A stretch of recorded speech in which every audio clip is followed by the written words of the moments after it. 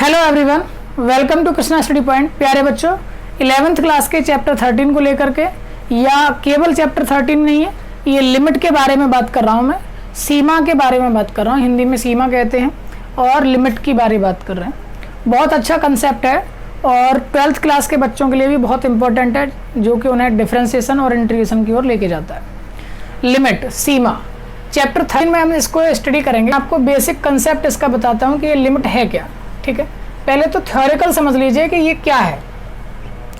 आपने बहुत सारी भर्तियां देखी होंगी, जो भर्तियां आप लोग आर्मी वगैरह की या यूपी पुलिस वगैरह की, उन भर्तियों की बात कर रहा हूँ।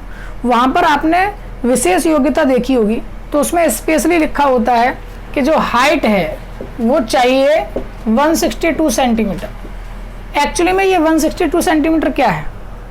162 सेंटीमीटर ही इसकी एक लिमिट है। क्या है? लिमिट है कि 162 से नीचे वाला जो व्यक्ति है वो नहीं लेना है, 162 या उससे ऊपर वाला व्यक्ति है वो आपको लेना है। ठीक है, तो ये क्या हो गया? ये एक्चुअली में लिमिट हो गई, ये उसकी सीमा हो गई कि इस सीमा तक हमको ये काम करना है। ठीक है, ठीक है। इसी तरीके से रेस की भी बात अगर आप करें तो रेस में आप देखते हैं कि 1.6 किलोमीटर चाहिए इतने मिनट में या इतने सेकंड में। ठीक है, जो भी कुछ होता है, तो वो भी क्या है? वो भी एक लिमिट है। तो जब भी कोई ऐसी कंडीशंस जो लगी होती हैं जिनसे नीचे या आगे चल करके इस चीज़ों को अलग किया जा सकता है, यानी कि मतलब एक ही रखना है, तो वही चीज़ें क्या कहलाती हैं? उसकी लिमिट कहलाती हैं, सीमाएं कहलाती हैं। इस कंसेप्ट को मैथमेटिकली और अच्छे से समझाने के लिए मैं चाहूँगा कि आप एक बार इस फंक्शन पर विचार कीजिए कि F X equals to X square minus 1 upon X minus 1 लिखा हुआ है। ठीक है, अगर मैं आपसे ये कहूँ कि एक्स का मान 1 रखो इसमें, तो आप कहेंगे कि एफ एक्स बराबर हो जाएगा 1 का स्क्वायर माइनस 1 अपॉन 1 माइनस 1, यानी 0 अपॉन 0। अब जो 0 अपॉन 0 होता है ये अपरिभाषित है। कैसा है? अपरिभाषित है। आप बता ही नहीं सकते इसकी वैल्यू कि ये है कितनी। ठीक है ना, अनडिफाइंड केस है ये, आप इसको बता नहीं सकते कि ये है कितना। चलिए, अगर हम ये कहें कि ये चलिए 1 नहीं ले रहे हैं, हम ले रहे हैं x इक्वल टू 1.1 ले रहे हैं। ठीक है, अगर 1 से अतिरिक्त कोई वैल्यू आपको करनी है, 1 से हटकर कोई वैल्यू करनी है, तो देखिए ज़रा, अगर इसको मैं और सॉल्व करना चाहूँ कि एफ एक्स इक्वल्स टू, मैंने एक्स स्क्वायर माइनस 1 के फैक्टर कर लिए एक्स माइनस 1 और एक्स प्लस 1, और ये एक्स प्लस एक्स माइनस 1, इससे ये टर्म क्या हुआ? कट गया। तो एफ एक्स की जो वैल्यू आ गई वो क्या आ गई? एक्स प्लस 1 आ गई। यानी अगर मैं एक्स इक्वल टू 1.1 पर वैल्यू निकालना चाहूँ, जो कि 1 के ही नज़दीक है, 1 पर वैल्यू कैसी थी? अपरिभाषित, लेकिन ये भी तो लगभग 1 के ही पास है। 1 के पास वैल्यू आ जाएगी 1.1 प्लस 1, यानी कि 2.1। अगर मैं ये कहूँ कि 1.01 पर वैल्यू बताइए, तो इस एफ एक्स की वैल्यू हो जाएगी आपके पास 1.01 प्लस 1, यानी कि 2.01। अगर मैं कहूँ x इक्वल टू 1.001 पर, ये सारी की सारी वैल्यूज कहाँ हैं? ये 1 से हैं तो कुछ ज़्यादा, लेकिन लगभग हैं तो 1 के ही बराबर। तब एफ एक्स की वैल्यू आप देखेंगे 1.001 प्लस 1, यानी कि 2.001। अब आप देख रहे हैं कि x की जो वैल्यू है वो अगर 1 की ओर लेकर के जा रहे हैं, यानी कि x गोज टू 1 है, x अगर 1 के नज़दीक जा रहा है, तो जो एफ एक्स की वैल्यू है वो नज़दीक जा रही है 2 के, 2.01, 2.1, 2.001, है ना। अगर हम इसको रिवर्स में भी बात करें, यानी कि x इक्वल टू हम जो है 0.9 लेकर चलें, तो एफ एक्स की वैल्यू क्या आएगी? एफ एक्स की वैल्यू 0.9 प्लस 1, यानी कि 1.9 हो गई। अगर मैं बात करूं x की वैल्यू 0.99 लेने की, तो एफ एक्स की जो वैल्यू हो जाएगी वो 0.99 प्लस 1 हो जाएगी, यानी कि 1.99 हो जाएगी। अभी भी आप क्या देख रहे हैं कि x का मान अभी भी 0.9, 0.99, इसका मतलब किसकी ओर अग्रसारित हो रहा है? 1 की ओर अग्रसारित हो रहा है, टेंड्स टू 1 हो रहा है। तब भी एफ एक्स की जो वैल्यू है वो टेंडिंग टू किसके आ रही है? 2 के इक्वलेंट आ रही है। अब ऐसी स्थिति में आपने क्या देखा कि 1 से चाहे आप आगे बढ़ जाएं थोड़ा सा, या 1 से आप थोड़ा सा पीछे चले जाएं, तो मान फिर भी एफ एक्स की जो वैल्यू है वो किसके आसपास घूम रही है? केवल 2 के आसपास घूम रही है। इसका मतलब हम ये कह सकते हैं कि जो x के लिए हम क्या कह सकते हैं? इसके लिए हम इसके लिए कह सकते हैं कि यह जो निश्चित मान है, इसको मैं मिटा देता हूँ यहाँ से। इसके लिए हम ये कह सकते हैं कि जो x टेंड्स टू 1 है, उस पर जो फंक्शन था आपका x टेंड्स टू 1 के लिए जो फंक्शन था आपका x square minus one upon X minus one, उसकी जो लिमिट है, उसकी जो लिमिट है की जो लिमिट है वो कितनी हो जाएगी, वो 2 हो जाएगी। ठीक है, वो कितनी हो जाएगी, 2 हो जाएगी। और इस बात को हम जो लिखना चाहेंगे तो वो लिखेंगे इस तरीके से कि limit x goes to 1 X square minus one upon X minus one की वैल्यू कितनी है, 2 है। ठीक है, ये बात आपके समझ में आ गई होगी। कैसे लिखेंगे, इस तरह से लिखेंगे। आप इसको स्मॉल भी बना सकते हैं, कई जगह आपको मिलेगा स्मॉल में भी लिखा हुआ, और कई जगह बुक्स में आपको लिमिट जो है केवल ऐसे मिलेगा ln लिख करके। ठीक है, तो आपको डरना नहीं है, समझना है इसको। इसको आप कई सारी जगह से बोल भी सकते हैं। ये जो एरो का साइन लगा हुआ है ये आप गोज टू बोल सकते हैं या टेंड्स टू बोल सकते हैं। x टेंड्स टू 1 या x गोज टू 1, फंक्शन है X square minus one upon X minus one equals to 2। तो ये लिमिट का कंसेप्ट है। आई होप कि अब आपको समझ में आ गया होगा। और अच्छे से मैं आपको समझाना चाहूँ तो आप इसको ऐसे समझ सकते हैं, आप इसको ऐसे समझ सकते हैं कि मान लीजिए कि आप एक कमरे के अंदर हैं। ठीक है, ये आपने कोई कमरा बना लिया है, ये इसकी छत है। ठीक है, अब क्या कर रहे हैं आप हाइट देखना चाह रहे हैं। एक्चुअली में इस छत की हाइट यानी कि लिमिट जो है, इसकी मैक्सिमम लिमिट कितनी है, छत की ऊंचाई कितनी है। तो आपने क्या करा, इस एक जगह से आप उसे नाप करके देख रहे थे, तो यहाँ पता चल गया कि ये 10 फीट है।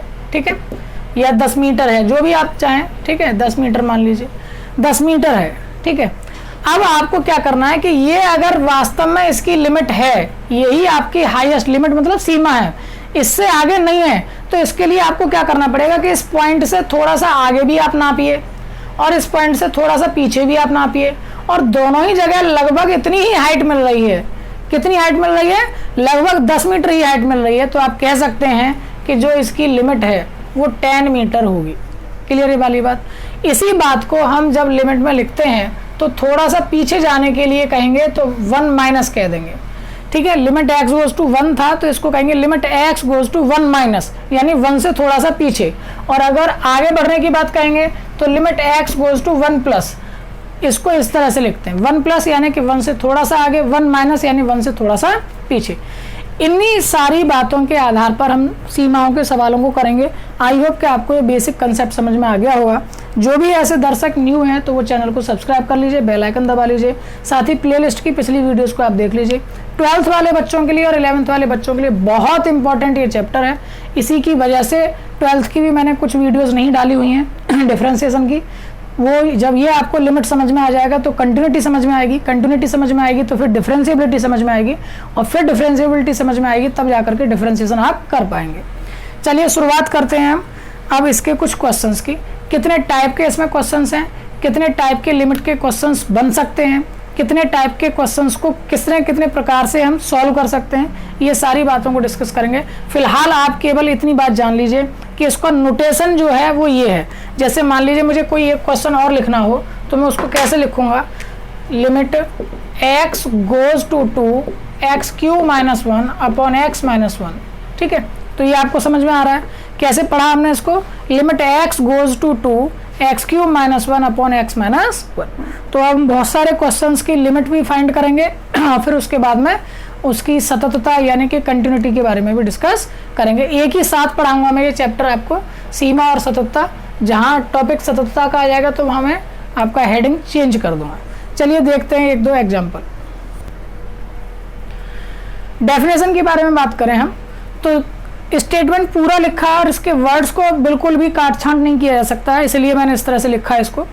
जब x जो है वो एक ही ओर टेंड्स हो रहा है यानी एग्रेसर हो रहा है तो एक निश्चित अद्वितीय संख्या, एक यूनिक नंबर l एग्जिस्ट करती है, उसको fx की सीमा कहा जाएगा। कब, जब कोई अदर नंबर एप्सिलॉन बोलते हैं इसको, एप्सिलॉन कोई पॉजिटिव नंबर, बहुत छोटी संख्या, बहुत छोटी से छोटी संख्या एप्सिलॉन यानी कि जो कि पॉजिटिव होगी, उसके लिए कोई डेल्टा, कोई अनदर नंबर ऐसी जो वो भी पॉजिटिव होगी, इस प्रकार एग्जिस्ट करती है। कैसे कि उस x माइनस ए में से जब हम माइनस करें तो उसका मॉड लेने पर वो 0 से पॉजिटिव हो और उस डेल्टा से छोटा हो, और या उस fx फंक्शन की वैल्यू में से अगर उस लिमिट जो कि l थी एक यूनिक नंबर उसको माइनस करें और उसका भी मॉड लें तो वो भी एप्सिलॉन से छोटा हो। ठीक है, यानी कि ये लिमिट इतनी हो गई कि जो फंक्शन की वैल्यू आएगी उसमें से जो लिमिट आपने कही है उसको माइनस किया जाए तो जो उसका अंतर है वो अंतर बहुत सूक्ष्म हो। ये तो खुद ही एक सूक्ष्म संख्या थी, उससे भी सूक्ष्म होना चाहिए, यानी छोटा होना चाहिए। इसी बात को हम फिर इस तरह से भी लिख सकते हैं कि limit x goes to a f x equals to l, यानी कि x अगर a की ओर अग्रसारित हो रहा है तो फंक्शन की जो लिमिट है वो l है। क्लियर ये वाली बात समझ में आ गई होगी। यानी यूँ कह सकते हैं कि x यदि a की तरफ बढ़ रहा है या घट रहा है a की तरफ, तो फंक्शन जो है वो l की तरफ ही घटेगा या बढ़ेगा। क्लियर ये वाली बात समझ में आ गई होगी। अब चलिए कुछ मैं इनडिटरमिनेंट फॉर्म भी आपको दिखाई देता हूँ जो कि जान लेना बहुत ज़रूरी है। इनडिटरमिनेट फॉर्म, इसको कहते हैं अनिर्धार्य रूप, जिनको निर्धारित नहीं किया जा सकता। ठीक है, लिमिट में जाने से पहले बच्चे अक्सर करके लिमिट पढ़ना शुरू कर देते हैं, लेकिन इनको जानना बहुत ज़रूरी है। ठीक है, क्या है ये अनिर्धार्य रूप?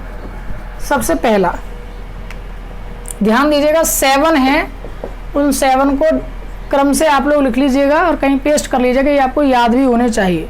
सबसे पहला है 0/0 का केस। ठीक है, यहाँ पर जो अंश है वो भी 0 है और जो हर है वो भी 0 है। ये अनिर्धार्य का केस है। जैसा कि मैंने अभी भी आपको एक एग्जाम्पल दिया था, मैं एग्जाम्पल भी देता चलूँगा। लिमिट x गोज टू 1 है, x² - 1 अपॉन x - 1। ये केवल एक एग्जाम्पल दिया है, ऐसा नहीं कि इसी में होता है। आप चाहें तो और भी ले सकते हैं। मान लीजिए लिमिट x गोज टू 2 ले लिया और x² - 4 ले लिया और यहाँ पर x - 2 ले लिया। ठीक है, बहुत सारे आप क्वेश्चन इसके बना सकते हैं। क्वेश्चन नंबर 2, क्वेश्चन क्या मतलब इनडिटरमिनेंट फॉर्म जो है, फॉर्म नंबर 2 अब है इन्फिनिटी अपॉन इन्फिनिटी। ठीक है, अंश में भी इन्फिनिटी है और हर में भी इन्फिनिटी है, न्यूमरेटर भी इन्फिनिटी और डिनोमिनेटर भी इन्फिनिटी। तो आप देखेंगे, जैसे मान लीजिए कोई एग्जांपल मैंने ले लिया, limit x goes to infinity और आपने लिख दिया उसको x² + 1 अपॉन x² + 2। ये सारा का सारा क्या आएगा? इन्फिनिटी अपॉन इन्फिनिटी आ जाएगा। तो इसकी भी वैल्यू हम नहीं जानते हैं कि वास्तव में इसकी वैल्यू होती कितनी है। ठीक है, नेक्स्ट है नंबर 3। इस थर्ड वैल्यू में आपके सामने आता है 0 इंटू इन्फिनिटी। ठीक है, एक तो गुणनखंड है और दूसरा गुणनखंड इन्फिनिटी है। एक वैल्यू 0 है और एक इन्फिनिटी है। अब पता नहीं है क्योंकि दोनों का अस्तित्व अपना अपना बहुत बड़ा है। 0 एक ऐसी संख्या है सबको 0 कर देती है, तो या तो 0 होना चाहिए, और इन्फिनिटी भी ऐसी संख्या है जिसका गुणा करने पर सब इन्फिनिटी हो जाता है, तो या तो इन्फिनिटी आना चाहिए। तो पता नहीं है, एक्चुअली में फिक्स नहीं है कि क्या आएगा। तो इसीलिए ये भी आपका क्या होगा, ये एक अनिर्धारित यानी कि अनडिटरमिनेंट रूप हो गया। ठीक है, 4th अगर बात करूँ मैं, तो 4 में आप कह सकते हैं infinity plus minus infinity. Actually में 2 है पर दोनों को एक ही करके लिख दिया है, इन्फिनिटी प्लस माइनस इन्फिनिटी। आप देख रहेंगे कि क्या इन्फिनिटी में अगर जोड़ें इन्फिनिटी को तो क्या आएगा, और इन्फिनिटी में से इन्फिनिटी को घटा दें तो क्या आएगा। ये भी अनिर्धारित रूप है। ठीक है, इसके बाद में देखिए 5वां 1 की पावर इन्फिनिटी। ध्यान दीजिएगा क्या कहने जा रहा हूँ, यहाँ आधार जो है वो टेंड्स टू 1 है। ये जो आधार है, ये आधार 1 नहीं है, एग्जैक्ट 1 नहीं है, आधार जो है वो टेंड्स टू 1 है, 1 के अतिरिक्त है, 1 होने की ओर अग्रसारित है। तो इसीलिए जो इसका आंसर है वो अनिर्धारित रूप है। अगर ये 1 हो जाता तो क्या होता, वो अभी हम बताएंगे। 6 की बात करूँ मैं, तो 0 की पावर 0, 0 की पावर 0। यहाँ पर भी देखिए पावर तो 0 है, जो आधार भी टेंड्स टू 1 है, और ये जो पावर है ना घात, ये भी टेंड्स टू इन्फिनिटी है, केवल एग्जैक्ट इन्फिनिटी नहीं है। इसी तरीके से यहाँ पर भी जो 0 है वो भी आधार 0 न होकर के 0 की ओर अग्रसारित है, और ऐसे ही घातांक जो है वो भी 0 की ओर अग्रसारित है। ऐसे ही 7वें की अगर मैं बात करूँ तो वो भी आपका इन्फिनिटी की पावर 0 है, उसमें भी आधार जो है वो टेंड्स टू इन्फिनिटी है, और जो पावर है वो भी टेंड्स टू 0 है। यानी कि वास्तव में ये फिक्स नहीं है, टेंडिंग टू है, तो इसीलिए ये अनिर्धारित रूप हैं। ऐसी सिचुएशन में आप इनके आंसर्स नहीं दे सकते, आपको यही कहना पड़ेगा कि ये अनिर्धारित रूप है। क्लियर है वाली बात। चलिए आगे बढ़ते हैं ज़रा, अब देखते हैं ज़रा कुछ ऐसे भी इम्पोर्टेंट फैक्ट्स देखते हैं हम। अब देखिए इंपॉर्टेंट फैक्ट्स में मैं आपको बताता चलूँगा और इनको बहुत अच्छे से आप लोग लिख लीजिएगा। बहुत इंपॉर्टेंट फैक्ट्स हैं, ये जनरली नहीं मिलते हैं, कहीं ना कहीं बीएससी एमएससी आप कर रहे होते हैं तब भी आपको मुश्किलों से पता चलता है इनके बारे में। ठीक है, चलिए सबसे पहला तो अगर कोई भी नंबर है और वो टेंड्स टू 0 हो रही है और इसी तरीके से नीचे भी टेंड्स टू 0 हो रही है तो ये अनिर्धारित रूप हो गया, अनिर्धारित रूप है। ठीक है, फाइंड नहीं किया जा सकता है। ठीक है, दूसरे नंबर पर आप देखिए, दूसरे नंबर पर अगर आप देखेंगे कि अगर ऊपर तो 0 है, ठीक है, लेकिन नीचे जो है वो टेंड्स टू 0 हो रहा है, इसकी वैल्यू तुरंत आप 0 लिख दीजिए, ये अनिर्धारित नहीं है, इसकी वैल्यू 0 आएगी। ठीक है, ऐसे ही थर्ड की बात मैं करूं कि 0/0 है तो उसकी वैल्यू इन्फिनिटी आएगी, कोई प्रॉब्लम नहीं। किसी भी संख्या में अगर आप 0 से भाग करेंगे उसकी वैल्यू इन्फिनिटी है। अभी आप कहेंगे सर ये तो आप बता रहे थे कि इसकी तो कोई वैल्यू ही नहीं है, अपरिभाषित है। अपरिभाषित जरूर है, ये जो है वो अपरिभाषित जरूर है, इन्फिनिटी ना कह करके इसको अपरिभाषित कीजिए, वो ज़्यादा अच्छा है। लेकिन मैंने अभी जो अनिर्धारित वाली चीज़ बताई थी, अनिर्धारित अलग है, अपरिभाषित अलग है। अपरिभाषित को आप लिख सकते हैं लेकिन अनिर्धारित को तो पता ही नहीं है क्या होना है, उसका निर्धारित ही नहीं किया जा सकता है। ठीक है, तो अभी जो 0/0 मैंने पीछे कंडीशन में लिखे थे वो सब टेंड्स टू 0 वाले थे, ये वाले थे। ये 0/0 वाला केस है जो अनिर्धारित होता है, लेकिन 0/0 फिक्स है तो वो आपका अपरिभाषित है। क्लियर है वाली बात। फोर्थ की अगर मैं बात करना चाहूँ तो फोर्थ में आप कह सकते हैं कि जो शून्य की ओर अग्रसर है, यानी कि टेंड्स टू 0 है और नीचे 0 है लेकिन फिक्स, ठीक है, तो ये भी क्या हो जाएगा, ये आपका अपरिभाषित हो जाएगा। अभी अभी मैंने बोला था, क्या बोला था कि ऊपर कोई भी संख्या हो, चाहे वो टेंड्स टू हो, नहीं हो, 2 हो, 3 हो, 1/0 infinity, 2/0 infinity, 0/0 infinity, tends to 0/0 infinity. 0 से जैसे ही आप किसी भी संख्या में भाग करेंगे तुरंत ही वो क्या हो जाएगा, वो आपका इन्फिनिटी में हो जाएगा। ठीक है, अब देखिए उससे अगला भी, अगर मैं बात करूं टेंड्स टू 0, टेंड्स टू 0 और उसमें आप मल्टीप्लाई कर रहे हैं इन्फिनिटी का, तब तो ये जो वैल्यू है ये अनिर्धारित रूप हो गया, अनिर्धारित रूप हो गया। ठीक है, लेकिन अगर आपके पास ये वैल्यू टेंड्स टू 0 नहीं, टेंड्स टू का मतलब मैंने समझा दिया है, 0 नहीं है लेकिन 0 होने की ओर है, तब ऐसी सिचुएशन में अगर फिक्स आपके पास वैल्यू 0 है, 0 इंटू इन्फिनिटी आप चाह रहे हैं तो इसकी वैल्यू 0 आएगी। क्लियर है वाली बात।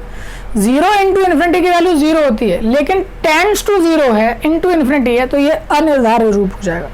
ठीक है, इससे आगे की बात करते हैं। चलिए ये 6 आप लोग नोट कर लीजिएगा। अब देखिए इससे आगे वाले, ये पार्ट एक्चुअली में फर्स्ट पार्ट है आपका, वीडियो 1 है इसका, और ये बहुत इंपॉर्टेंट है। इसके बाद फिर चीज़ें आसान हो जाएंगी, लेकिन मैं एक्चुअली में सारी बातें आपको बता देना चाहता हूँ इसकी, क्योंकि ये बातें बहुत कम पता चलती हैं बच्चों को। 1 की पावर जो इन्फिनिटी होती है ये 1 है, ये 1 है यदि आधार जो है वो फिक्स आपका 1 हो जाए। यही 1 की पावर इन्फिनिटी जो है वो अनिर्धारित रूप हो जाएगा, अनिर्धारित रूप हो जाएगा यदि ये 1 जो है 1 ना होकर के, आधार 1 ना होकर के टेंड्स टू 1 हो जाए।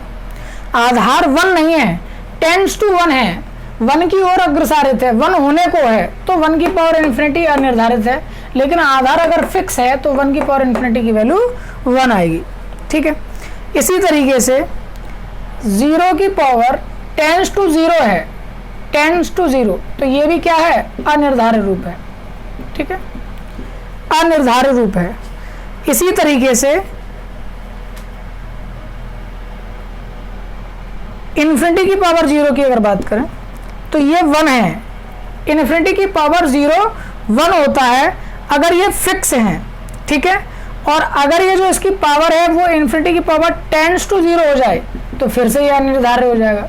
ठीक है, तो इस टेंड्स टू का जो है वो बहुत लंबा खेल है, तो इसलिए इसको आसान नहीं है समझना। और अब मैं आपको इन्फिनिटी के बारे में भी बता दूं कि इन्फिनिटी जो है वो कोई संख्या नहीं है, इन्फिनिटी कोई नंबर नहीं है, बल्कि क्या है, ये एक संख्या का, ऐसी संख्या का प्रतीक है जो बड़ी से बड़ी भी है। ऐसे ही माइनस इन्फिनिटी की बात करें तो ये वो ऐसी संख्या का प्रतीक चिन्ह है केवल कि जो कितनी भी छोटी संख्या हो, उस छोटी से भी छोटी संख्या है। ठीक है, यानी आप ये कह दें कि साहब माइनस का अब क्या कहें उसको, कुछ भी मान लीजिए, कितनी भी बड़ी से बड़ी संख्या आप लिखेंगे, छोटी से छोटी, उससे भी छोटी संख्या माइनस का इन्फिनिटी है। आप कितनी भी बड़ी से बड़ी संख्या लिखिए, उससे भी बड़ी संख्या ये प्लस का इन्फिनिटी है। ठीक है, तो इन्फिनिटी केवल इस बात का सिंबल है। क्लियर है वाली बात। अच्छा, एक बात और, इन्फिनिटी के संबंध में एक बात और जान लीजिए, x इक्वल टू 2 और x गोज टू 2 दो अलग अलग बातें हैं, लेकिन इन्फिनिटी के बारे में x इक्वल टू इन्फिनिटी और x टेंस टू इन्फिनिटी एक ही बात है। क्लियर है वाली बात। तो इसको भी थोड़ा सा आप याद रखेंगे। और अब चलेंगे ज़रा थोड़ा सा लिमिट की और प्रॉपर्टीज़ के बारे में पढ़ने के लिए। लिमिट के बारे में अगर आपको और पढ़ना है तो थोड़ी सी इन बातों को भी ध्यान रखिए कि जो लिमिट की प्रॉपर्टीज़ हैं वो सेम टू सेम जो रियल एनालिसिस होता है, रियल मैथमेटिक्स होता है, उसी के अकॉर्डिंग चलती हैं। जैसे कि मल्टीप्लाई हो या डिवाइड हो, उसी तरीके से लिमिट की प्रॉपर्टी भी चलती हैं। क्या कहना चाह रहा हूँ एक्चुअली में, ध्यान से समझिएगा। जैसे फंक्शंस में हमने आपको सिखाई थी फंक्शन की प्रॉपर्टी, वही सेम प्रॉपर्टी यहाँ लिमिट में भी होती हैं। क्या कहने का प्रयास कर रहे हैं, ध्यान से समझिएगा। अगर कोई फंक्शन f(x) है, ठीक है, और उसके साथ में कोई कांस्टेंट टर्म ऐड हो रहा है और उसके बाहर लिमिट है, तो इस कांस्टेंट को कोई ज़रूरत नहीं है लिमिट लगाने की, क्योंकि उसमें x है ही नहीं। तो आप इसको लिख सकते हैं limit x goes to a f(x) plus k को सबसे अलग। ठीक है। दूसरी वाली बात, अगर दो फंक्शन f(x) प्लस gx हैं और दोनों के बाहर लिमिट लगी हुई है, आप दोनों पर अलग अलग ऑपरेट कर सकते हैं लिमिट को। Limit x goes to a f(x) अलग कह सकते हैं, plus limit x goes to a gx अलग कह सकते हैं। क्लियर ये वाली बात समझ में आ गई होगी। इसी तरीके से आप माइनस के लिए भी कह सकते हैं, इसी तरीके से आप मल्टीप्लाई के लिए भी कह सकते हैं, और इसी तरीके से आप डिवाइड के लिए भी कह सकते हैं। यानी प्लस माइनस मल्टीप्लाई डिवाइड चारों के लिए आप इस काम को कह सकते हैं। क्लियर ये वाली बात समझ में आ गई है। इसी तरीके से ये जो मैंने बात लिखी है, इसको अगर मल्टीप्लाई में आप कहें कि किसी कांस्टेंट से मल्टीप्लाई हो रहा है, तो आप उसको बिल्कुल बाहर भी लिख सकते हैं किसी कांस्टेंट से मल्टीप्लाई करके। ठीक है, मैंने एक ही बार में बहुत सारी आपको प्रॉपर्टी सिखा दी हैं, नो प्रॉब्लम। डिवाइड में भी कर सकते हैं, इस तरह से अलग अलग कर सकते हैं। ठीक है, तो ये आपकी बात समझ में आ गई होगी, आई होप सो। अब कुछ जो फॉर्मूले हैं वो भी मैं आप लोगों को लिखा देना चाहता हूँ, तो उनको भी आप लोग लिख लीजिए, जिससे कि आप जब सवाल करेंगे तो उसमें कोई प्रॉब्लम आपको ना आए किसी भी प्रकार की। सबसे पहले तो e की पावर x का कर लीजिए। e की पावर x का होता है 1 plus X plus X square upon factorial 2 plus X cube upon factorial 3 plus N dot dot dot. ये फैक्टोरियल क्या है, इसको भी ज़रा समझ लीजिए। फैक्टोरियल को बुक्स में इस तरह से लिखाया जाता है, ये तो मैंने गलत लिख दिया, 2 बाद में इस तरह से होगा। ठीक है, बुक में इस तरह से 3 फैक्टोरियल इस तरह से लिखा होता है। आप लिखने में आप इसको इस फॉर्म में लिख सकते हैं। इसका मतलब होता है कि इससे पीछे की संख्याओं तक गुणा। इसका मतलब होगा 3 × 2 × 1। अगर फैक्टोरियल 5 लिखा हुआ है तो इसका मतलब हो गया 5 × 4 × 3 × 2 × 1, यानी उस संख्या से लेकर के पीछे की संख्याओं तक का गुणा फैक्टोरियल कहलाता है। ठीक है, ये e की पावर x का हो गया। e की पावर माइनस x का भी 1 माइनस के एक्स प्लस के x square upon factorial 2 minus के x cube upon factorial 3 and so on, ऐसे ही चलता रहेगा। इसके बाद में अगर मैं बात करना चाहूँ आपके लिए, तो साइन x का फॉर्मूला भी लिख लीजिए आप। साइन x का फॉर्मूला होता है x माइनस के x cube upon factorial 3 plus x की power 5 upon factorial 5 plus N dot dot. Cos x का लिखना चाहो तो कॉस x का भी लिख लीजिए 1 माइनस के x square upon factorial 2 plus x की पावर 4 अपॉन फैक्टोरियल 4 माइनस का एक्स की power 6 upon factorial 6। tan x का चाहो तो आप tan x का भी लिख लीजिए। जहाँ साइन में पावर ऑड में चलती हैं, कॉस में पावर इवन में चलती हैं। ठीक है, tan की बात करें तो उसका बिल्कुल ही अलग फॉर्मूला है, x plus X cube upon 3 factorial नहीं आएगा, 2x की पावर 5 अपॉन 5 15 plus N dot dot dot. ठीक है, तो यहाँ तक अब आप समझ गए होंगे। और इसके अलावा भी कुछ और थ्योरम्स हैं, उनको हम अब अगली वीडियो में देखेंगे। आज के लिए बस इतना ही, इस वीडियो में केवल इतना ही। इसके पार्ट सेकंड में हम और डिस्कस करेंगे चीज़ों को। फिलहाल आप इन चीज़ों को लिख करके और इस वीडियो को बार बार देखिएगा, तभी चीज़ों को समझ में आएंगी, और लिखने की प्रैक्टिस ज़रूर कीजिएगा। अगर वीडियो हेल्पफुल लगा है तो आप लोग वीडियो को लाइक और शेयर ज़रूर करिए करें। और साथ ही साथ में अगर आपको कोई क्वेरी है, कुछ पूछना है, तो डिस्क्रिप्शन में टेलीग्राम ग्रुप के लिंक दे रखे हैं, ज्वाइन करिए और वहाँ अपनी प्रॉब्लम्स रख सकते हैं, पूछ सकते हैं। आप भी अपने सहपाठियों को चैनल के बारे में ज़्यादा से ज़्यादा बताएं और सब्सक्राइब करें। बने रहिए कृष्णा स्टडी बन रहा। Thank you so much, bye bye.